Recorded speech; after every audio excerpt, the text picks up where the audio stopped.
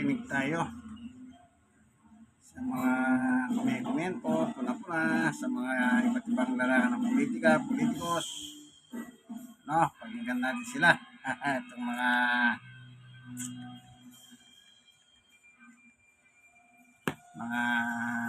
vloggers. Okay?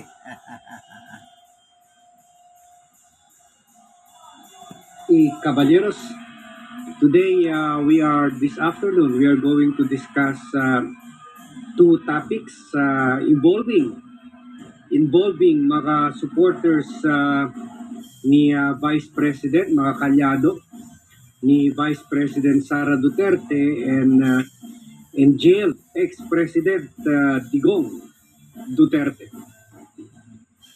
Una, yung aksidente ni na tumba daw or na sprain yung paa ni Jinggoy habang nagsha-shower siya. Nahulog daw siya sa shower area. Kasi yung shower area nila dyan ay open lang yan. Hindi yan room. Kundi parang cubicle lang yan. At siguro kasya dyan, mga isa, dalawang tao. Common, no? Common. Pagkatapos, yung second topic natin, yung paghuli, pag-aresto sa isang gay na DDS vlogger. Kaya ngayon at nahulihan siya ng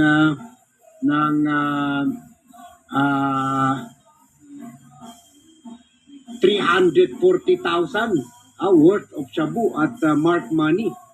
So ngayon, sino na yung sinasabi nyo bangag? Sino ang tunay na bangag? Sinasabi nyo, ang bangag si President Bongbong Marcos. Tayo naman, critical tayo kay President Bongbong Marcos, pero sa nakikita naman natin sa aksyon ni Presidente, parang hindi naman bangag. Ang nakita ko bangag,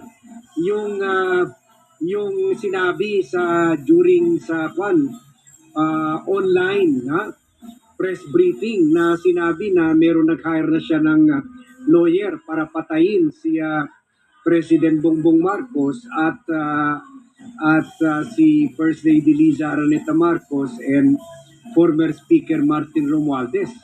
Tsaka yung sinasabi na gaganunin niya yung ulo ni Presidente at hukain niyang bangkay ni the late President Ferdinand E. Marcos. Critical tayo kay President Marcos, pero irespeto mo naman kay McCoy during his martial law years. Pero dapat irespeto mo naman yung bangkay ng yung patay na tao.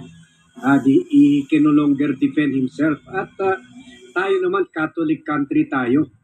We always respect the corpse, yung bangkay ng sino man, kahit hindi presidente, kahit sino man. So, yun ang nakita ko. Displaying bangag behavior. At yung halatang high na na-interview sa the Netherlands at sinabi, Tara! Sugurin na natin ang ICI at i-jailbreak natin si Duterte. Kaya hindi sila nabigyan ng interim release dahil sinight ng mga prosecution lawyers yung payag ni Sara Duterte na i-jailbreak na natin. Halata talaga kung either lasing siya or high siya sa marijuana kasi legalized doon ang marijuana. Pati yung mga marijuana products including mga brownies at vape. Yung vape doon na parang ordinaryong vape store lang na may marijuana. Ganon sa the Netherlands at lalo na sa Amsterdam. So siguro galing siya doon sa mga vape store na may marijuana. So kaya sabi niya, tara, sugurin na natin ang ICC jail. So yun ang nakikita ko. Lawyer pa yan. Yun ang tunay na bangag behavior. Sa kay President Bongbong Marcos, wala tayo nakita ng ganyan. wala tayo. Hindi naman sa dinedepensahan natin si Presidente, pero sa atin, kwentas klaras lang tayo. Andun lang tayo sa katotohanan. Ha? So, hindi ko naman nakilala ko yan nung reporter ako ng Philippine Inquirer sa Senado at wala rin naman ako nakitang behavior na bangag at lalo na ngayon. Hindi ko na siya nakita for a long time si President Marcos. Last time ko siya nakita nung senador siya. Pero makikita mo naman sa behavior ng tao, kung talagang bangag ba, talagang high ba o hindi. So, wala ako nakitang sign kay Presidente, pero ang dami ko nakitang sign kay Sara Duterte. So, sige, balik tayo dito kay Jinggoy. So, ito, si Jinggoy, nahulog daw, natalisod, or ano ba, na nahulog habang, o natumba, habang nagsha-shower sa prison bathroom Wednesday morning at the Quezon City Jail in Payatas. At si Jinggoy daw ay naghahanda para magawan ng X-ray knee X-ray procedure at 1 p.m. at the Cardinal Santos Medical Center nung natumba siya sa shower. At narinig daw ni Jinggoy yung popping sound or snapping sound, parang may nag-snap. At yun, natumba na siya. Nagkataon rin na last Monday naaprubahan ng korte yung temporary leave niya para gumawa nga ng x-ray. Noon pa ito, humihirit na ito si Jinggoy. Humihirit na ito si Jinggoy na siya, na gagawan siya ng knee operation. Knee operation. At noon pa naman, sinasabi niya na may problema siya sa osteoarthritis at yung may problema siya sa joint. So dahil dito, napaaga yung pag-x-ray niya kahapon. So at mag-i-issue yung mga doktor ng statement today. So dito naman kaya thank you sa mga sa inyo na nanatili dito sa Vlogcaster channel. Sa mga bago lang dito sa channel na ito, isa sa mga plus factor dito na hindi nyo makita sa ibang channel, when we discuss about issues, and we discuss about personalities, normally nakilala natin yan. Either naging kaibigan natin yan, naging kliyente natin yan sa PR, dahil nung ako ay President and CEO of my company, nung active pa ang company ko sa negosyo, na hindi ko pa na-close down ito ng 2007. Nung COVID, after COVID, nag-retire na ako. So, Dealing Kings Communication. So, either naging kliyente ko mga yan, or maging kaibigan lang. So, as nung reporter ako. So, isa sa mga kliyente ko, ito si Jinggoy Estrada, na tinulungan natin sa political campaigns niya. So, pati na rin yung tatay niya, si former President Joseph Estrada. So, in fairness, kahit ginagawa na niya dahilan na baka artista yan, baka nagtama na naman para pakuan na siya, para ituloy na yung knee operation niya. Parang nasa dugo nila ang ganyan problema. Kasi maalala niyo yung President, si former President Estrada ay nagpa-operate rin ng knee niya. Ang nilagay yung titanium na strong as well, pero hindi nakukuro at hindi kaya ginagamit yung golf class titanium, at hindi yun rin ang pinalagay ko sa nanay ko nung na sira na yung backbone niya, ha? Yun, titanium rin. Titanium backbone nilagay ko. Yun kasi hindi siya magsa-sound sa mga mag-alarm sa mga X-ray machine sa airport. Kasi mahal pero million rin pero worth it lalo na sa nanay ko.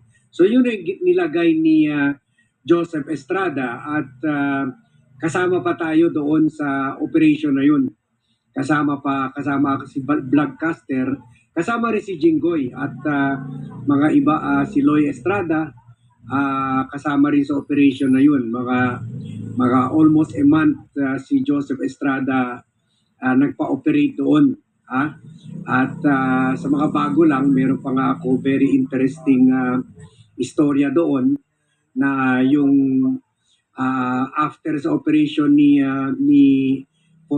Erap at nasa recovery room na siya pero nabigyan siya ng general anesthesia nung nagising siya dahil ginagalaw yung nurse, yung Chinese nurse sa Hong Kong, ginagalaw yung catheter sa ari niya. Kaya sumigaw siya, "Anong ginagawa nila sa ari ko?" akala niya pinaputol na ni Loy Estrada. Kaya sabi ni Jinggoy sa akin, "Macho talaga si Papa," sabi niya. Hindi siya worried, hindi siya nagtanong, "Ano, kumusta yung pa ako? Makakalakad pa ba ako?" Ganun. Kundi, mas importante sa kanya si Manoy. Akala niya, sinabihan ni Loy Estrada yung doktor na sige, ikuan mo, ayusin mo yung knees niyan, pero putulin mo na rin kasi masyadong chick boy yan. Natakot kay Loy. Kaya hindi siya, hindi ba normal lang, makakalakad pa ba ako? Kumusta ang operasyon? Successful ba operasyon? Hindi. Hindi yun ang unang tanong niya. Ang unang kinumusta niya, hindi yung paa niya. Ang unang kinumusta niya, yung si Manoy. Si Manoy is life, di ba? Sabi nga nila. What is life without Manoy? So talking about Manoy, na overdrive rin yung social media kahapon. Na daming mga nag-speculate sa mga netizens. Ano kaya ang ginagawa ni Jinggoy sa shower room? Para matumba siya o may nagtulak ba sa kanya or may sumipa pa sa kanya? Merong nga sinasabi, di ba, sa Amerika, pinapanood natin yung mga nire-rape ng mga prisonero. Yung kunwari, ipahulog yung sabon. Pag tumalikod na para kumuha yung sabon, ayun na, i-rape na siya. Ganon, di ba, sa mga movies, ganon. So sabi, meron daw, yun, si Ben Reclamador, ganyan ang daming mga kwan. Nahulog daw or pinahulog yung sabon. Pero in this case naman, baka iba nagkahulog ng sabon. at kaya lumapit si Jinggoy, kaya sinipa siya, kaya na-crack. Na-crack, na-pop daw, may pop sound daw sa paa niya. So, pero tingnan natin, baka kwan naman talaga ito, baka hereditary. Tulad nga sinabi ko sa inyo, ganyan rin ang papa nila, si former President Joseph Estrada. So, may kwan rin, na nalagyan rin ng titanium knees at yung doktor galing pa sa Amerika. Yun. So, yan ang unang balita natin. So, kayo, ano sa tingin nyo? Ano kaya nangyari sa shower room? O kaya, mag-ingat tayo sa shower room. Alam ko, yung mga shower room sa mga kulungan, hindi naman nadulas. Hindi naman madulas yan kasi mostly semento lang yan eh. Hindi yan yung mga tiles talaga ginagamit. So, bakit kaya nadulas? Bakit nadulas? So, yan. So, kayo nang sasagot niyan. So, eto naman, karma sa mga, play pala natin ito. Sana naman, sayang naman. Pinadala itong, sabi ni Jose Cabug, maybe shocked by the kneeling. O, nakakuan daw. Pwede, nakaluhod. Baka nagdadasal habang nagsishower. Baka nagdadasal naman. Baka naging kasing religious na ni Alan Peter Cayetano. Taste the Angus beef difference. Habang nagsishower. So, baka nagdadasal. Naging kuwan na, padasalin. Padasalin. Pati sa shower, nagdadasal. Okay? So, eto naman, yung second vlog topic natin is about itong vlogger na si Julia. Wala pa, sorry. Dahil yung sa komento niyo sa Kabug, bunti ko na nakalimutan. So sabi rin ni Roberto Reyes, maybe sumaba si Jinggoy. Kasi pinapadala ito ng pagkain eh. Alam nyo, si Erap,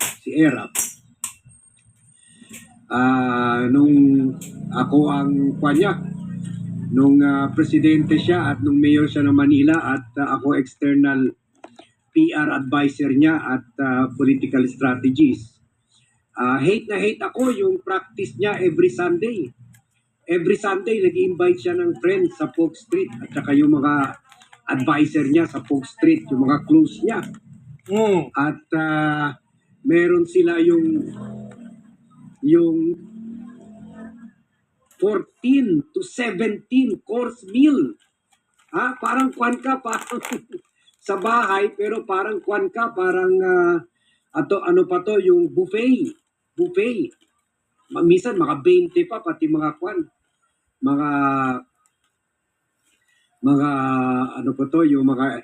Yung mga cakes and dessert, ganun.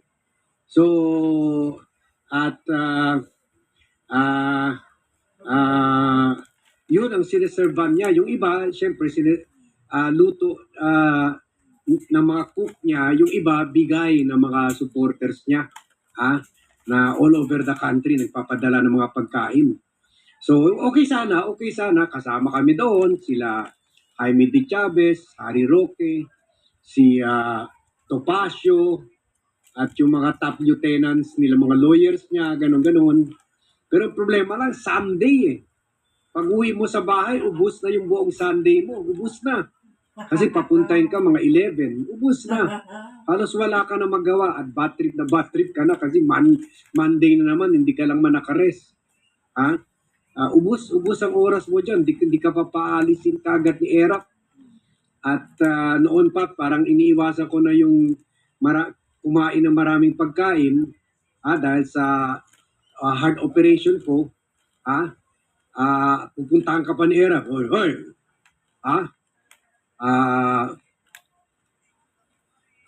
Sabi niya, no, bakit? Hindi ka nasasarapan sa pagkain ko? Bakit? Konti lang yung pagkain mo. Ito, ilalagay sa'yo. Ito, kain ka. Wala kang choice kundi kumain. Kaya tumaba ako noon. So, ito, tumaba si Jinggoy kasi mahilig sila sa palakain sila ng pamilya. So, dinadala ito ng pagkain araw-araw. At ginawa nila yan nung nakulong rin siya. Pati lechon nga every Sunday eh. Kaya tumaba. So, eto siya, tumaba talaga. Nagdoble halos. At nagpabalbon na rin.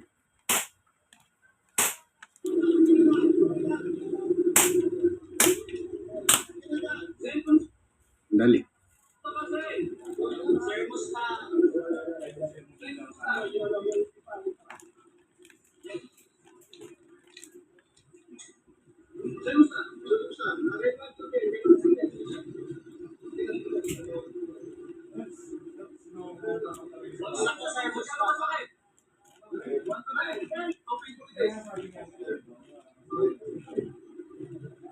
9.5 daw ang sakit niya.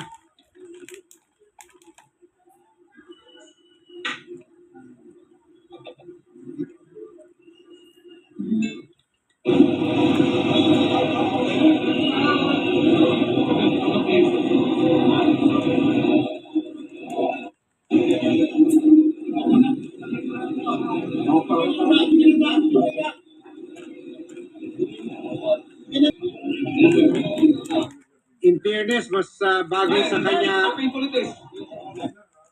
bagay sa kanya yung Balba Serrada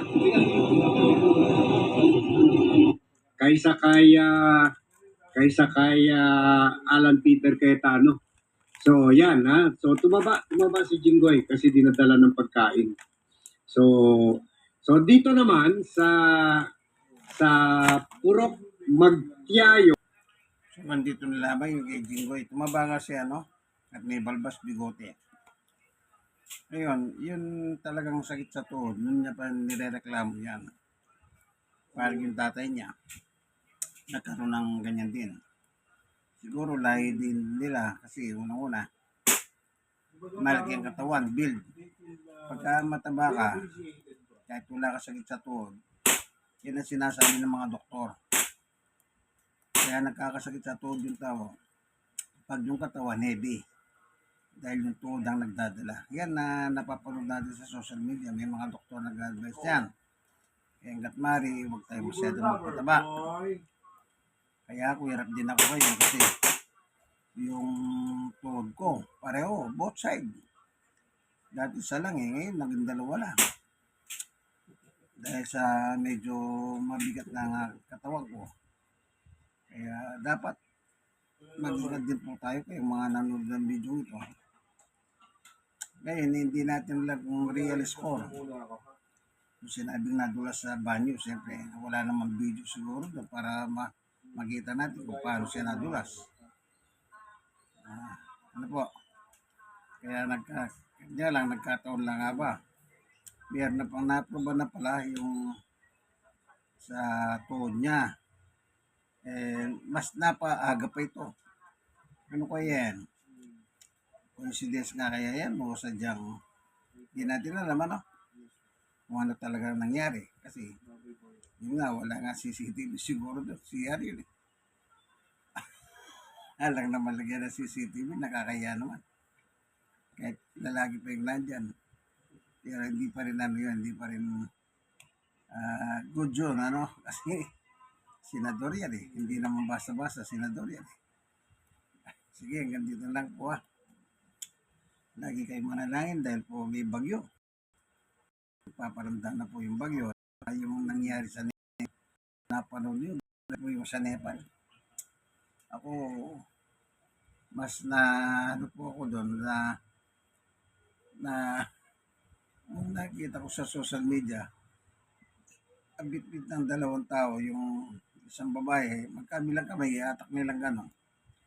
Kalati na lang po yun. Wala siya pa. Yung tiyan niya, nakakarimari mo. No? Sibin nyo, siguro naipit yun.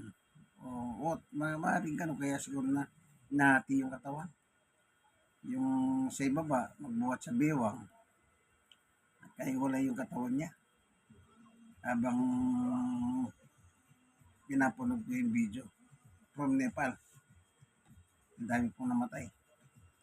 Yung palandam na butas. Kaya tayo po magdasal tayo. Nawa, hindi tayo datan ng ganyan ng iba't ibang kalamidad. Ano? Basta pagkatiwala natin sa Diyos ang ating bansa. Ayan natin ang Diyos ang gumalaw. Po, sige, tingin yung kaibigan ni Jesus, Brother Manny Bautista. Ito po ang programa ng katotohanan laban sa masama ayon sa Biblia. Thank you for watching. God bless us all. Bye.